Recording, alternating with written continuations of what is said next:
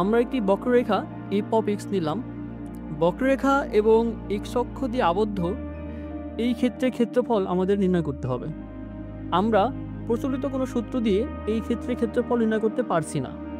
তাহলে উপায় কি? আমরা এই বড় ক্ষেত্রটিকে সমান প্রস্থ বিশিষ্ট 4টি আয়তে ভাগ করে নিলাম। এখন আমরা যদি সবগুলো আয়তের ক্ষেত্রফল যোগ করি তাহলে আমরা এই বড় ক্ষেত্রটির ক্ষেত্রফলের কাছাকাছি একটা মান পাই, কিন্তু এটা পুরোপুরি সঠিক নয়, কেননা প্রত্যেকটি আয়তের উপরে কিছু ফাঁকা জায়গা থেকে যায়। আমরা যদি আয়তের সংখ্যা ক্রমান্বয়ে বাড়াতে থাকি তাহলে আমরা দেখতে পাই এই ফাঁকা জায়গার পরিমাণ ধীরে ধীরে কমতে থাকে। এখন কল্পনা করা যাক আমরা একদম অসীম সংখ্যক সরু আয়তক্ষেত্রে বিভক্ত করে নিলাম। এখন কিন্তু আমরা আর আয়তের উপরে কোনো ফাঁকা জায়গা দেখতে পাচ্ছি না, অর্থাৎ পুরো ক্ষেত্রের ক্ষেত্রফলটাই আমরা পাচ্ছি।